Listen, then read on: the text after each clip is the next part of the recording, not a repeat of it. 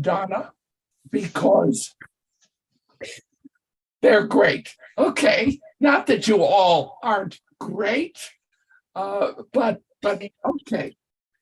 And we did not have time to coordinate anything.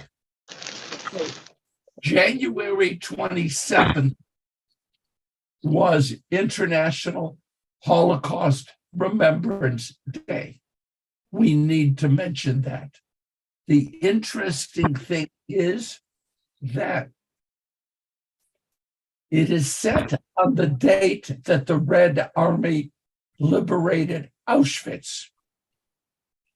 Yom HaShoah is connected with the Warsaw Ghetto Uprising. Oh, So there was politics involved in choosing the date. Okay. So number one, we remember here. Number two, I wrote this when I was feeling less than great. Never again is an empty phrase. It's meaningless. And we all use it. It's a pledge with no content. And as I reflect on Yom HaShoah, and everyone is saying never again, the reality is that since 1945, there have been a number of genocidal wars. It does happen again. If never again means never again will they do that to Jews. So far, so good. But it's not one of my favorite phrases. Friday evening at the Neve Yaakov synagogue in Jerusalem. Actually, it's in East Jerusalem. I have the number 7 Israelis were killed after they walked out of synagogue for Kabbalat Shabbat services. They had finished their davening, and they did what Jews do. You finish talking to God, and then you go outside and talk to each other. And this is what they were doing, and 7 were killed. Then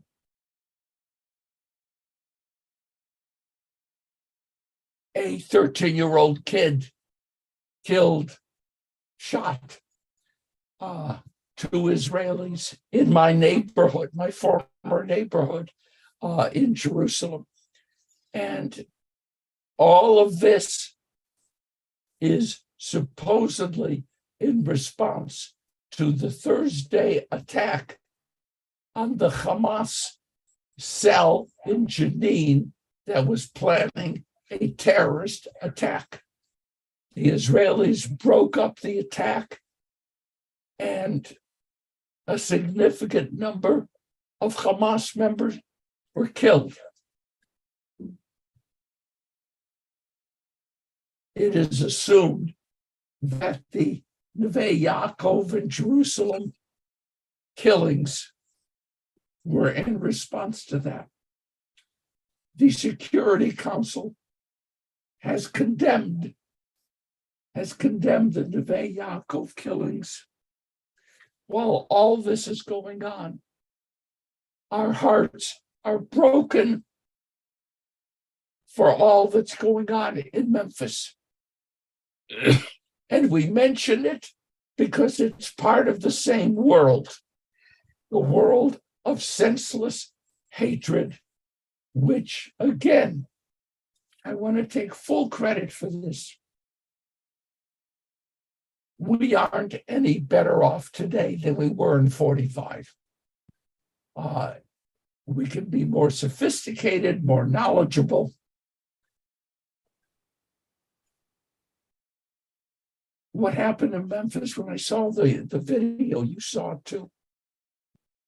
You try to ask yourself, where were the human beings in that group?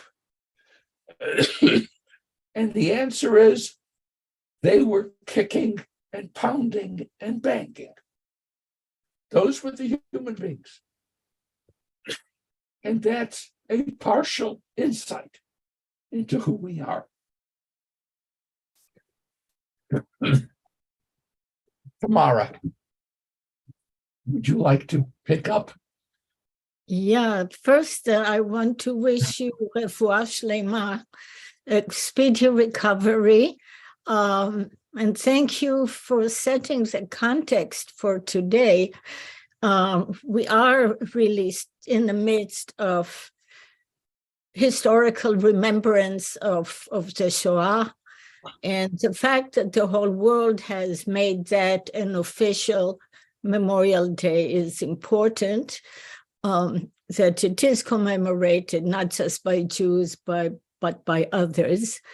And at the same time, we have what happened Thursday and Friday, as you just said, Rabbi Stanley, that raises a question of hope. And I want to share with everyone, before we open it to check in and people sharing where they are, I want to share something I experienced this week. Can you all hear me okay? All right. I heard the first really hopeful response to some of the traumas that we experience in relation to what goes on in Israel. And that response came from our beloved Rabbi Stanley Davids, who talked about what is the aspiration? What do we stand for as Jews and those who are committed to Israel? I'm an Israeli as well. What do we stand for in light of all that's happening? And he reminded us, myself and the other person, about Megillat HaAtzmaut, the scroll of independence, the Independence Declaration of Israel, that really spells out already in 1948 who we are aspiring to be, and how, despite of all that's gone wrong, we have that before us, and there are ways to try to create new pathways towards this. So I urge and invite all of you to look again, if you haven't, look at the book that he edited called Deepening the Dialogue, published by CCAR, and I'll put it in the chat later on.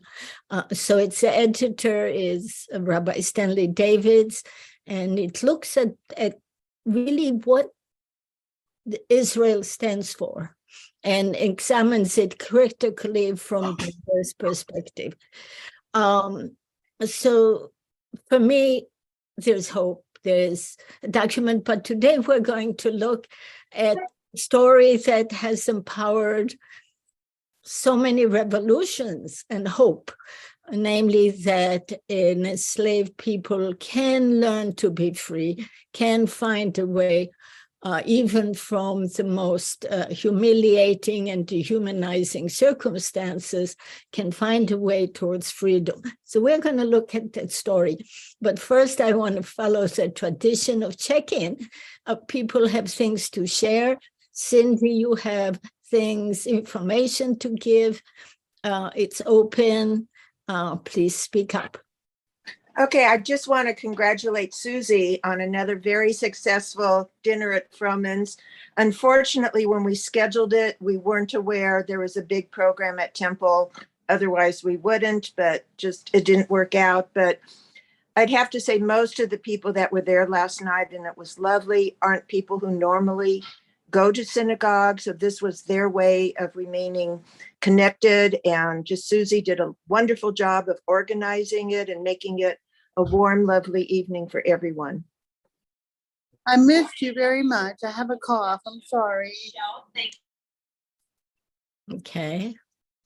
Anyone else to share? Yeah, go ahead, Mara.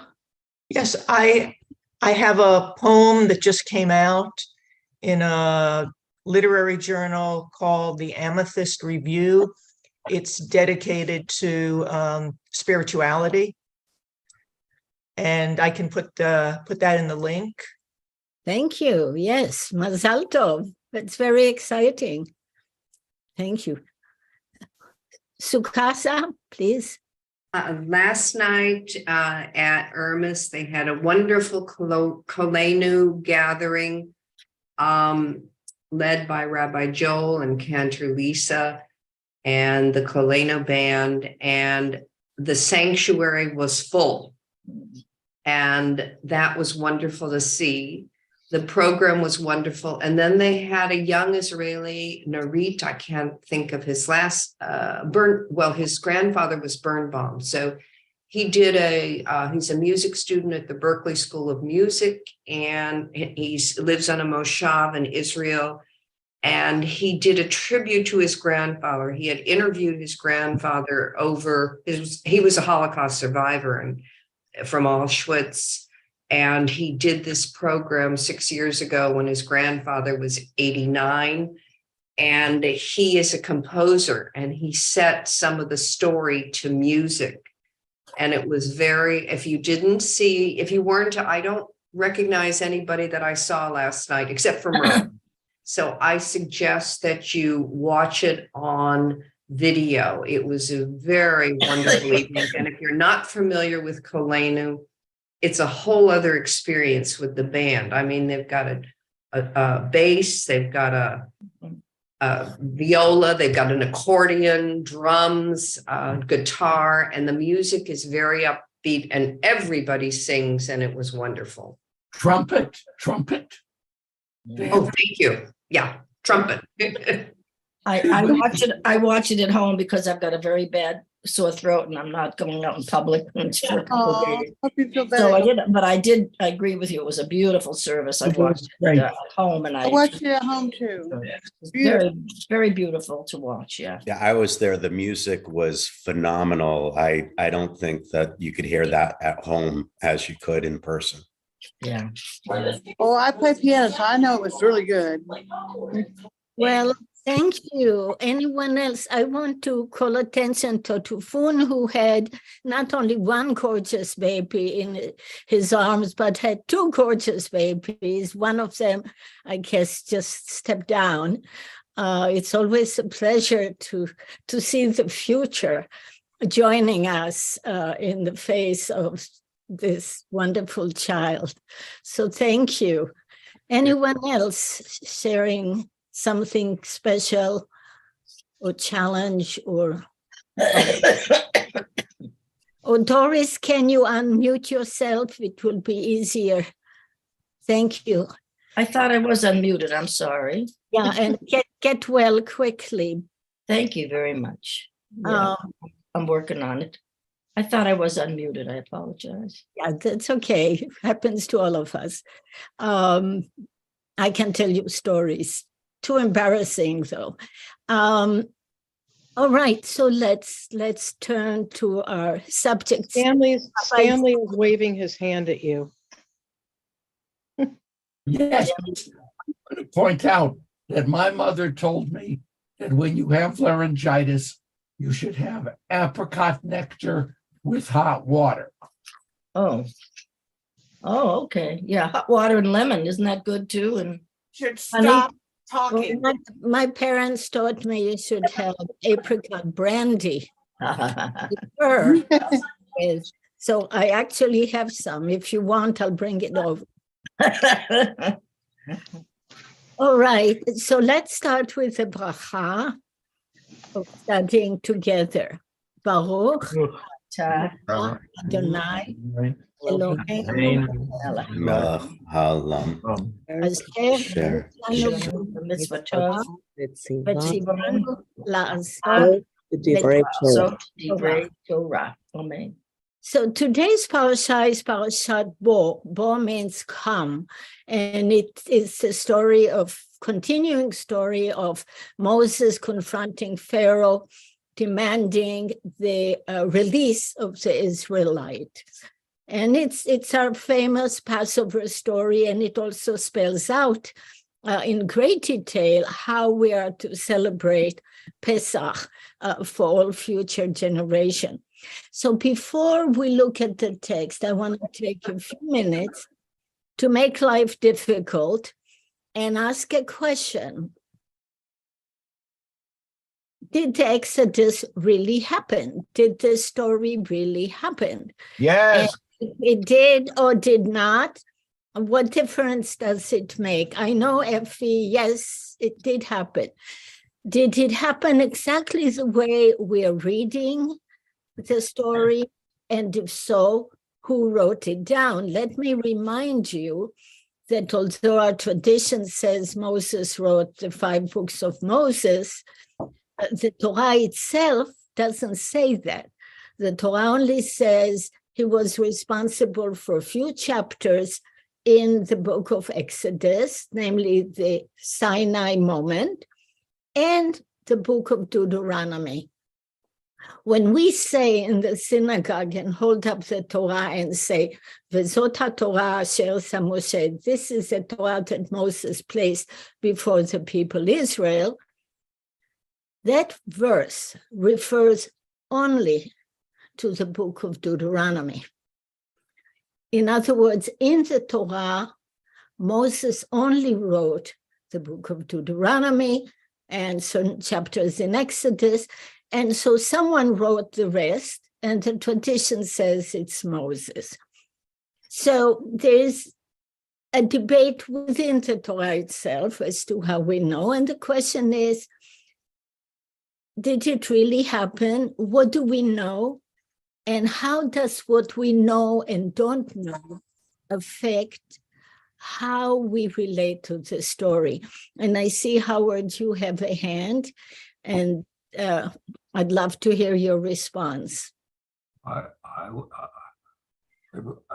response would be that I believe that the Exodus definitely happened within the memory of the Jewish people and happened on a spiritual level. And the issue of what exactly happened when historically is something else. And even to know what happened 3 years ago in the White House is, we don't know. So that's another question.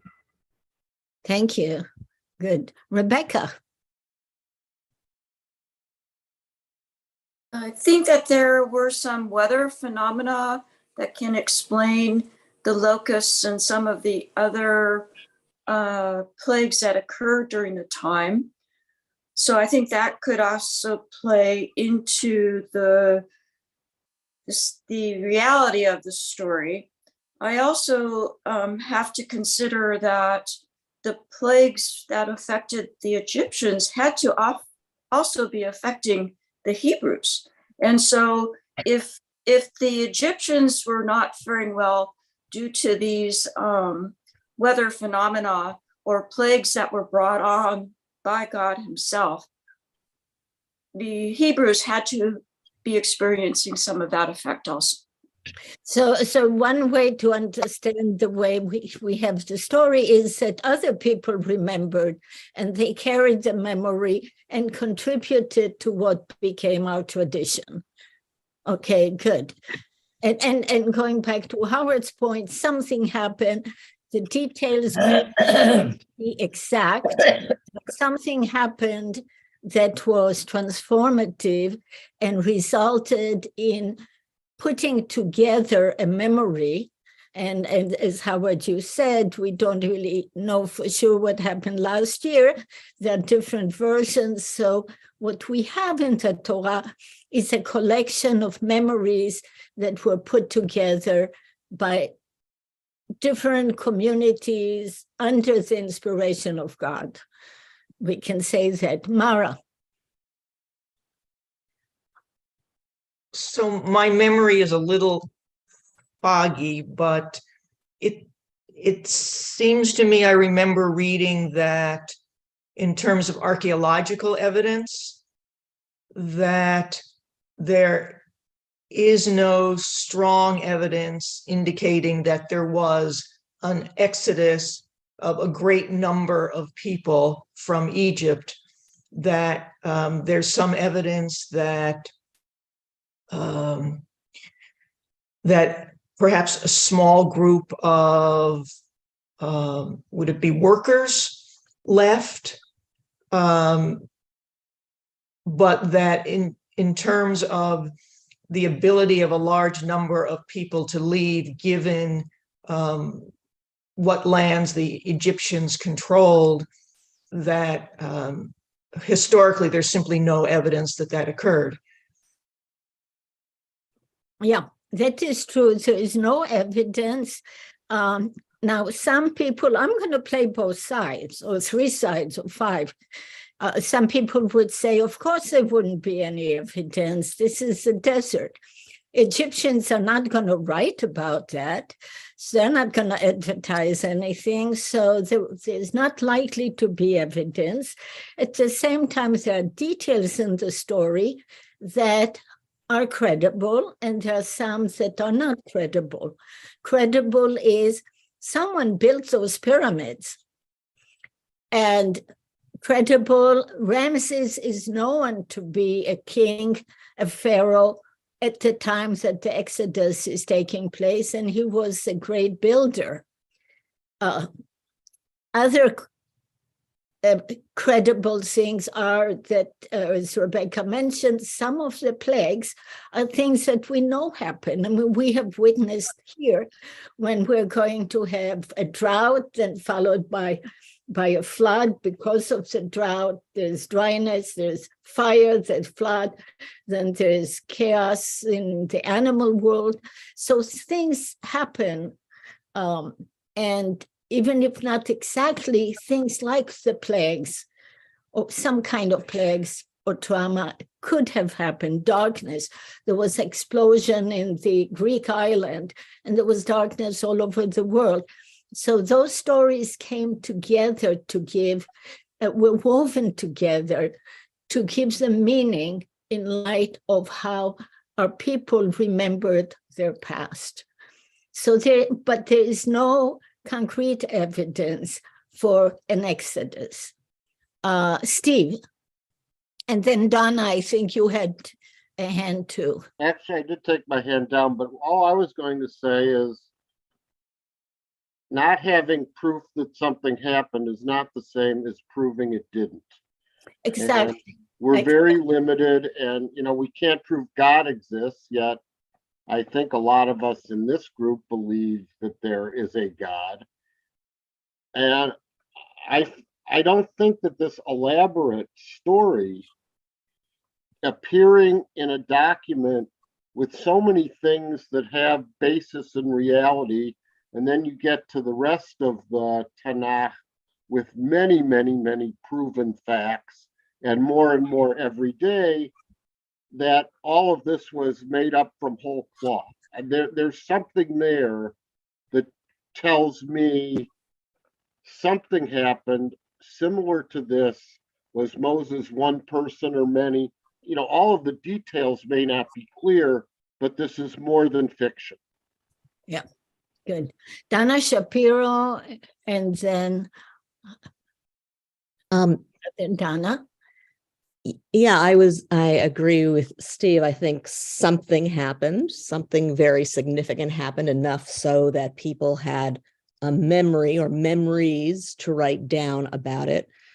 I read somewhere that it's thought that perhaps just a small group of people, possibly Levites, priests, were the ones that left Egypt. And since they were the guys that wrote things down, and they were the priests, they're the ones who compiled all these stories, and probably embellished this. I mean, it's really a great work of literature when you think about it, because whether, some of these things actually happen, these plagues, but I know that a lot of the plagues are symbols of things in Egypt that we are now turning on their head. For example, the frogs. There's apparently a frog goddess in Egyptian myth that is, I guess, something to do with life-giving or whatever, birth or fertility. And so we're basically turning that on its head, saying that all that stuff is nonsense. We've got the real God. Do you think the Nile is this life-giving thing? We're going to fill it with blood. So it's definitely something literary. And I don't really know that it matters whether it happened bit by bit. It's the story that we tell about ourselves. And the question is, what is the significance of that story? What does it mean as far as how we see ourselves and our future and our past? So thank you. And that's actually the note I will want to end in a few minutes to wrap it up, but we had 2 more comments before we do it. So we'll come back to your point, Donna. Yeah. Thank you, Donna Shapiro. Thank you, my darling. Listen, it's Donna. Lady Donna. I think that there's been sightings of angels on the Mount of Olives. I've seen films of this. There are angels. They visit Moses and Abraham, and the writing of the holy. They had the priests, didn't they have to wash their clothes, wash their hands, every jot and tittle, everything they had to write down in the Torah, Tanakh, and the mission of 5 books. Everything they had to write down had to be so precisely correct. How can we say that? Of course, I believe there's a God. I do personally. I know in my life, I've seen so many times rescued from danger, miraculous things happen that is not humanly possible from birth on. So that's why I just want short but sweet, but that's what I think. I think there is a God. He loves Israel very much, and he's going to protect her, and music is going to be a part of that. Okay, thank you. Okay. You're welcome. Eric, last comment. Oops, you moved on. I think as a amateur epidemiologist, the firstborn could have been a genetic defect that caused them to die. And that's my theory of the plague of the firstborn, because some people have good immunized systems and some people don't. So maybe the firstborn had a deficiency in their immunological system, so they were susceptible to a plague. Thank you very much. Thank you. Well, as you may remember, Rabbi David Wolpe a few years ago raised that question publicly and created quite a stir. What I'd like to do is build on what Donna said. We have the story, what's extraordinary about our tradition, and this story is that when whoever put it together chose how to put it together, they chose to tell our story as of slaves who were liberated. They chose to tell our stories by identifying with the downtrodden. They didn't say, oh, we came from great kings and power. When other nations tell their histories, they usually, like the Vikings, we all came from nobility, right? But the biblical story says, no, we are a counter tradition. We don't identify with the great power of the world. We identify with those who are suffering and are downtrodden and have to be liberated. So what makes the tradition so important, and Donna, you said it so beautifully, is what do we make out of that story and how that story shapes our understanding of who we are and what is incumbent upon us. And of course, this story is used again and again in the entire Bible to remind us of our obligation to those who are suffering, to the stranger, to the hungry, to the widow, and to the orphan. Why? Because we have experienced slavery. It's not about entitlement, it's about responsibility. So now I want to look at one of the most famous lines in the story. So if you'll open your Bible, we're going to look at Exodus chapter 10, verse 3. In the Torah Women's Commentary, it's page 358. And in the plot that I have, it is 406. I know there are different plot editions.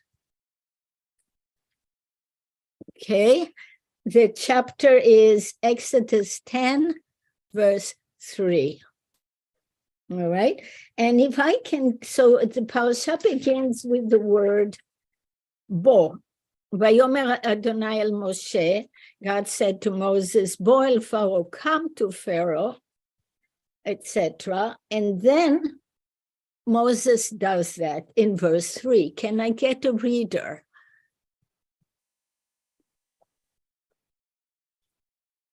I'll do it. Go ahead, go ahead. So Moses and Aaron went to Pharaoh and said to him, Thus says the Lord, the God of the Hebrews, how long will you refuse to humble yourself before me? Let my people go that they may worship me. For if you refuse to let my people go, tomorrow I will bring locusts on your territory. Okay, we can stop right here. Let's just focus. Thank you, Rebecca. Let's just focus on this verse. What I want to start with is to tell you, contrary to what is usually taught, Moses never says, let my people go. Oh my gosh. Moses only says, let my people go in order that they will, let's go with what Rebecca read, in order that they will worship me. Worship God. What's the difference? Very What's different. the difference between saying, let my people go, and saying, let my people go in order that they, and I can tell you there are 8 times, the only times where Moses says, let my people go, 8 times, it's always let my people go in order that they worship. What's the difference and why does it matter? May I say? May I? Go ahead, I Donna. think it's because the reference is towards, it's about God. And I'm God, there's only one God. And this is what Moses and the Lord wanted Pharaoh to hear this. You're not God, because Pharaoh thought he was God. And it was a really distinction between, this is about me and my people. And there is a God. And you're not him. Okay, good. Howard and then Sukasa and then Steve. I think I heard it said that, or did an idea about what's going on here is that he's actually kind of like trying to deceive Pharaoh and say, well, I'll just let them go because we need to go out and worship God and then we'll come back. Is that, did I get it wrong, or is that something? No, he does say that that's absolutely true. And that is given as the raison d'etre, right? It's a justification why he's not saying to Pharaoh, well, we just want to go away. He's saying, we're going to come back. So there is a dishonesty. We are only going to do this. So there's a tactical reason. But when we think about it, when we think of what the message is, does it change anything? And let's see, lots of hands. Sukasa. Well, if you read it literally, you could assume that they could be slaves, that Pharaoh didn't allow them to worship their God, and they could still be slaves and worship their God. But apparently he didn't let them do that. And they felt that they needed to leave in order to be free to worship God. Good. Thank you. Good. Steve. I think there's also a message being sent to the Hebrews. I think the point is there is a God. He's looking out for this people. We're forming a people, and there's more than what's going on here in Egypt.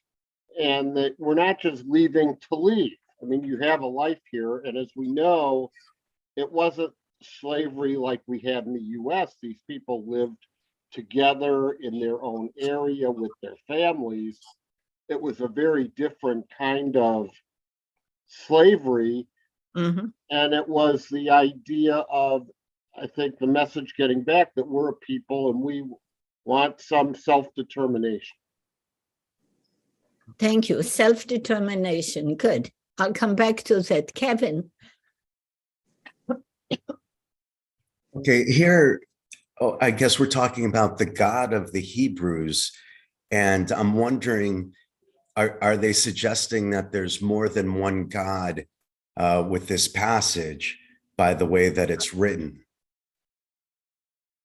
I'm not sure that this particular text deal with that question, but in general, certainly the Torah doesn't necessarily believe that there's only one God. In fact, there are several places in Deuteronomy where God says, I've given, there are, other people have other gods. You folk, you owe allegiance to me. It's the 10 Commandments, it's this God, not the other God. So the monotheism, the belief in the existence of only one God, is not really part of the Torah. Part of the Torah is the conviction and insistence that Israel has only one God and must worship only one God. And anything else is disloyal, it's idolatry, and it's adultery. It's breaking the most fundamental relation. So, but not because there are no other gods, but because this is a God who has done so much for Israel and has chosen Israel. So in here, it says, let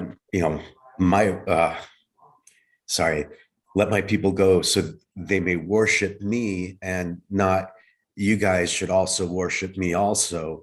It's, you guys worship your own God. You worship whoever you want to, but as we learned last week, there is also an attempt to show this God, Israel's God, is more powerful than all the gods that the other people are worshiping. But that's very important, but the point is more, these people must worship Israel's God. Yeah. Lorraine? Hello, good morning. Thank you. So when you mentioned the verse, the first thing that came to my mind, the difference between them, between those two expressions, it seems like the second expression starts the underpinnings of a covenant. There is a contract. You will go so that you do this. So there's an exchange, there's a condition. Whereas when in the first scenario, there is no condition, and it's more of a total freedom, unconditional type of setup. So it's interesting. I didn't see it that way, that the covenant almost began before it was given in Sinai, but it's when you said it, I was like, oh, that's what it sounds to me. Very good. That is very crucial. And I think it really touches and redefines how we use that story, doesn't it? We use that story, I don't know about your Seder, I suspect you do what we do. We sing, let my people go. But it doesn't say, let my people go. It says, let my people go in order. It's not about freedom to do anything I want. It's connected, it's relational, and it's tied to God. I'll take one more comment, but I don't know your name. I only see a telephone number. Rabbi? Yes. It's Brad. I don't know if you can see me or not. I see you. Tiny. Okay. We don't normally think of God as needy, but God sounds needy here. He needs to be worshipped. I want to go back to a comment that Rebecca made at the beginning here about how these plagues not only impacted the Egyptians, the first 9 plagues were also a message to the Hebrews who, Pharaoh forgot about Joseph after 400 years. had the Hebrews forgotten about Adonai? Did they need to be reminded? Did they need it? You know, a hit on the head to tell them what their obligations were, getting back to this idea of the covenant. So it's an interesting concept, the idea of a needy God who needs to be worshipped. Well, Heschel would say God is always in search of humanity, of human beings. God needs humans, but there are different ways we might think of what that need is, right? Is it a selfish need, or is it a need that grows out of compassion and love and care? And I'm going to complicate the picture in a moment after we hear from Effie, and that will touch on things that were said. So Effie, Yes. tell us. Am I wrong, or I thought the plagues didn't affect Goshen? Some would have, and some did not. You're not wrong at all, but to say it affected me doesn't mean they suffered necessarily. It means it was a message to them as well. And God's message to them is, you need to pay attention. I am a powerful God, because as was just said, they lost track. They were not really connected. It's been 400 years, and we don't know what practices, convictions, and so on were part of their lives. They may have become more and more indifferent. And so God needed to introduce God not only to the Egyptian, not only to Moses, but to the Israelite. And again, God will say that in the story. God will say, so that you, Israelite, will know that I am this God. So in that sense, all the plagues were affecting the Israelite, even when the darkness didn't affect them, or the death did not affect them. It affected their understanding of who God is. I want to complicate things and go back to that verse that Rebecca read, and a part that said, let my people go that they may worship me.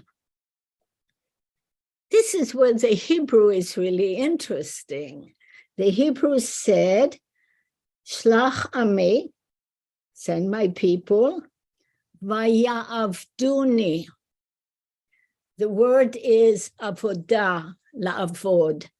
Now, let me ask you, I know not everyone knows Hebrew, but how many of you know or remember how we say on Passover, we were slaves in Egypt? What's the Hebrew for saying we were slaves? Donna? Avadim hayinu. Avadim hayinu. Avodah, ya'avduni, Serve means to serve. Serve me, not Doesn't mean to worship. The Hebrew says, let my people go so that they will be literally slaves to me. Not slaves to you, not slaves to the Egyptian, but let them be slaves to me. So that goes back to Brad's observation about God. Is God then wanting these people to worship God because God needs slaves to do God's work? The word for slavery and the word for worship and the word for service is the same word. So when we read it as a mark for freedom, Shlach ami vayavduni, send my people go in order that they will serve me, is quite different than let my people go, or let my people go that they will worship me. We're talking about two kinds of slavery. Whose slave are you choosing to be? You can be a slave to Pharaoh. you can be a slave to your own impulses, or you can be a slave for God. And the invitation in the Exodus is to dedicate oneself to service for something other than earthly kings or human impulses, but to focus on God. I see Mara and then Effie. Yeah, the word serve, though, doesn't imply a slavery. And I think of, for instance, Queen Elizabeth wanted to serve her people. So to me, there's something more positive about it. And then I would add to that one thing that verse does, in my mind, is emphasize that we always have an opportunity to decide to serve God. Pharaoh was given multiple opportunities. And I think part of the essence of Judaism is that we always have that choice to return, as we speak of at the High Holy Days every year. Yeah. Yeah, you're absolutely right. The word service has many nuances. It always depends whose servant you are and what constitutes service. But let me point out that in these chapters of Exodus, when it talks about slavery in Egypt, that is the word that's used. So when Moses goes back in, I forget what chapter is, chapter 5, he goes back and tells the people, let's, get ready to leave and so on. They could hear him because of the Kotzer Ruach, because of the Avodah Kasha. The Avodah was heavy. And Vayavdu et Mitzrayim, they served the Egyptians. So the word for slavery in the Exodus narrative is the same word. It's the same word that's used for slavery and used for what the goal of the Exodus is. So that connection between whose servant you are is made in this text. Could I ask then, if it's the case that you determine what a Hebrew word means in the Torah by how it's used, and it's often used in different ways, doesn't that really complicate how we understand this? It complicates, but it enriches it as well. It really helps us begin to see connections that we may otherwise, using a different language, we will lose touch with. But so when they use the same word for service of Pharaoh, service of God, they're saying something by using that word instead of using, there are some words for servants, the shifcha, ama, but the main word for servant is eved. And eved, it depends whose eved you are. And what's being imported with that word is a very distinctive biblical notion of freedom. And it's a notion of freedom that's very different from the American notion of freedom. American notion of freedom is I'm free to do as I wish, as long as it doesn't encumber anyone else. Biblical notion is my freedom means taking responsibility for others. It's not doing anything I want. On the contrary, back to Rebecca's point, it's covenantal. It's an obligation. It's a connection. It's relational. It's not individualistic independence. It's interdependence. So that word is really crucial to highlight the connection between freedom and service, not and that we may not make ordinarily. Now I'm watching the time and we're running short, so I want to call on the hands. But Teresa, you had a hand long ago and I didn't call on you. I thought I saw it and then it went. Okay. It's okay. All right. So we have Effie and Steve and Donna, and we may want to wrap it up. So when God says through Moses, let my people go, he has to give a reason. Why should the Pharaoh let the people go? And and so the part that says that they may serve me tells Pharaoh why. He has to have a reason. Right. So that's a good point, and it's a strategic thing, but the message to us is beyond what it goes to Pharaoh. The message to us is freedom is in order to serve God. That's the raison d'etre. That's the whole point. And it becomes even more pronounced in the book of Leviticus when we have that really proclaim liberty across the land, very famous, Liberty Bell, proclaim liberty, and there you don't have to have an excuse, but it spells out what liberty means. Liberty means I must make sure that everyone can go back home. I must make sure that no one falls into irreversible poverty. I must make sure that the land and the home go back to their original owners, so they're not in this perpetual cycle of losing everything. That's what liberty means. It doesn't mean I'm free. It means I'm responsible to secure the socioeconomic freedom of others. Biblical notion of freedom, but it begins here. What does it mean to serve Israel's God? It means to adhere to the covenant. It means to be responsible in relation to God and in relation to fellow human beings. Very different thing of freedom. So right on.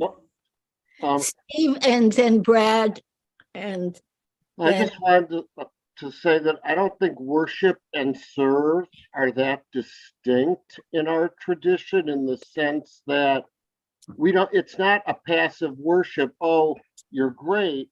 Right. It's keeping the commandments or praying with your feet, in Heschel's words. So service and worship aren't all that different. Exactly. Yes, that's the point. Brad?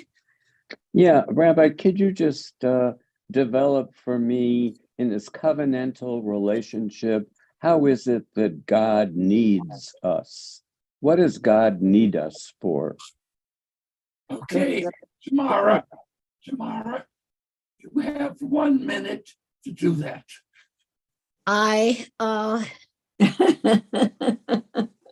The biblical God. You realize how difficult this has been for Stanley? The biblical God is not a thoroughly disconnected, self-sufficient reality. The biblical God is portrayed from day one as relational. And the message to us is to be in relation. And that is portrayed in the God, to be connected. And so how specific it is, certainly what we learn from the biblical text is God needs us to be the best human beings we can be. It matters to God. God is suffering when we violate one another. So we don't have this Maimonidean God who has no feelings. It's not needing to be fed. It's needing to be connected to human beings who live up to their potential. But that's a long question, and we do need to close. So let me just thank you for this. And I'd like us to go to to say Yizkor. We have a lot to remember today, and I'm happy to do it. Rabbi Stanley, or do you want to do the Yizkor? I have to read the list. I have to read the list. I am absolutely. Read the list. I am absolutely. Can you give the list to Risa? I am absolutely distressed. He can't talk. At what a magnificent morning this was. I will make it my business never to allow this to happen again. All right. Hope you feel better, Rabbi. Tamara, I am of course not surprised. You are a master teacher. She's amazing. We are so fortunate to have you as part of our family. And just I have a good role model here, week after week. Oh, yeah. you're so quiet, Tamara. Very Okay, I do want to mention that last night Merle was honored, and she was really touched by that, and it was beautiful for her level of participation in absolutely everything that Wilshire Boulevard is doing, and I wanted to reaffirm that. Okay, Merle, it was, you cried a little bit, and that was nice. I like that. Okay, Risa, would you please read the recent deaths and the yard sites? Those who have passed away during the past month: Joel Altschul, Stuart Melvin, Michael Rakaz, Louis Rosen, Tamara Stolyaski, Martin Whites. Those who have died defending the United States of America: Antonio Aguilar, Toby Alex, Ronald Arthur Allen, Lee Arden, Rose Baker, Max Bass, Faye Beecher, Millie Blair, Amy Rose Bloch, Paul Bornstein, Bernard Irving Bratter, Harold Brooks, Bernard Brown Sr., Harry Kaplan, Georgiana Castle, Fortune Levy Cohen, Bella Schimmel Desser, Irvin Deutsch, Jane Deverell, Leo Eben, Louis Ehrenberg, Angelo DeFalco, Frida Feinstein, Stanley Fisher, Meredith Elaine Fishman, Helen Franklin,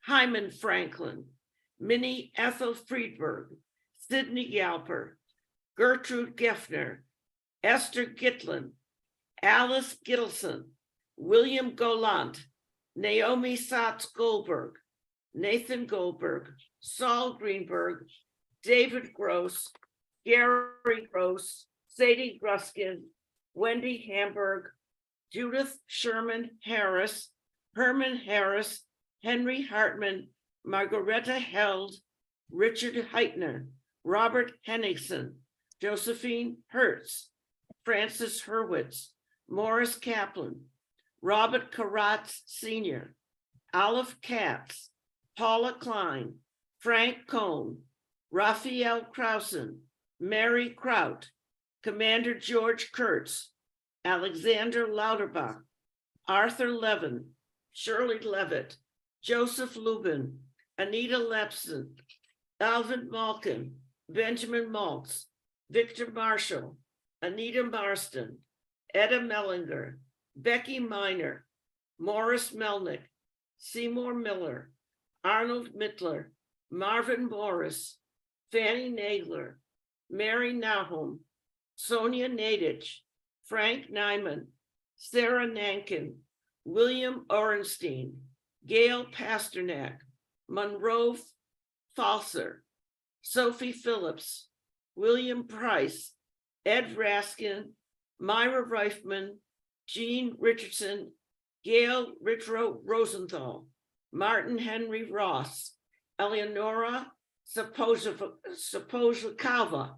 Sarah Avraham Savis, Harriet Seelig, Verona Seidel, Wilbert Siegel, David Siegel, Larry Slayton, Lena Small, Rosella Schmidt, Wendy Snyder, Francis Stern, Gary Stern, Aaron Stovitz, Susan Abrams Tiano, Rose Topaz, Stephen Tulkin, Shirley Barash Verone, Hyman Wegner, Magda Weiss, Julius Weistein, Milton Wernick, Bella Wesley, Mildred Leslie Whitson, Iraj Yadidzian, Alan Ziegler, Barbara Lefkowitz Zukowski. Any additional names to add?